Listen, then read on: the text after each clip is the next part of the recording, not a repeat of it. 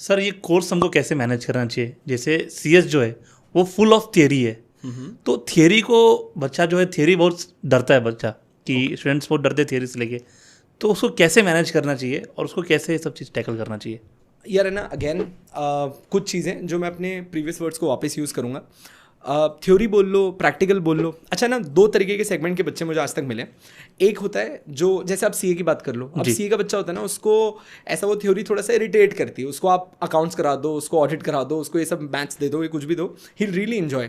And law he would probably not, I won't say fear, but he won't enjoy that much. तो एक चीज़ मुझे बताना, ये CS का बच्चा क्या है, मतलब कुछ पेट से कुछ सीख के आया था क्या ऐसा? यार आपका परसेप्शन बहुत इंपॉर्टेंट है।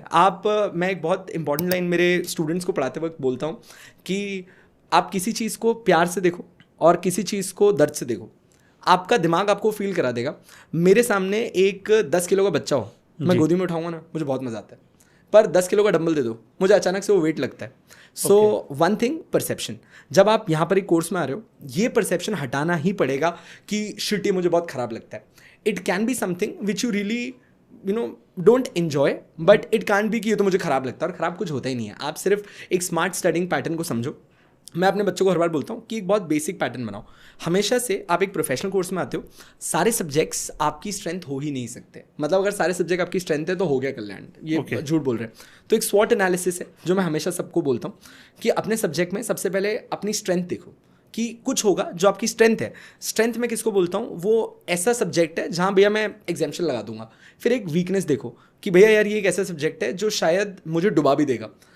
एक अपॉर्चुनिटी वाला सब्जेक्ट होता है जहां मैं बोलता हूं कि भैया ये 50s में जा रहा है, थोड़ी सी मेहनत करूंगा तो एग्जाम्शन की तरफ जा सकता है। और थ्रेट, अब थ्रेट मैं आपके सब्जेक्ट को नहीं बोलता, थ्रेट मैं आपकी आदतों को बोलता हूँ। जैसे कुछ लोगों को आदत है पढ़ते पढ़ते इंस्टाग्राम चलाएंगे, अच्छा, कुछ लोगों को आदत है कि कुछ ना कुछ 15-20 मिनट बैठ गए, उसके बाद वापस उठ के चले जाएंगे। मेरी बहुत गंदी आदत है, अगर 10:55 हो रही है और आप मुझे बोलोगे चल काम करना स्टार्ट करते, पढ़ना स्टार्ट करते, मैं कहूँगा 11 बजे स्टार्ट करेंगे। 5 मिनट रुक जाते हैं 11 बजे, फिर मेरा ध्यान 11:05 पे वापस आता है। मैं तो ओह 11 निकल गई, अब 55 मिनट रुकते हैं। तो ये कुछ आदतें हैं।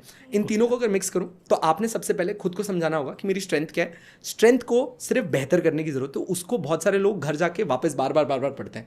मत करो, ये आपकी स्ट्रेंथ है, ये आपकी स्ट्रेंथ रहेगी। वीकनेस को ज़्यादा टाइम दो, अपने डे टाइम को अलॉट इतना ब्रिलियंटली करो। तो मैं अपने बच्चों को बोलता हूँ कि 3:2:1 में बांट दो। जो आपकी वीकनेस है उसको आपके डे का 3 हिस्सा दे देना अपने को। सेकंड, जो आपकी स्ट्रेंथ है उसको 1 ही दो, और जो अपॉर्चुनिटी है उसको 2 अलॉट कर दो। तो आपके दिन को 3:2:1 में बांटिए, और वैसे ही अपने वीकनेस को, अपॉर्चुनिटी को और स्ट्रेंथ को बांटे रखेंगे।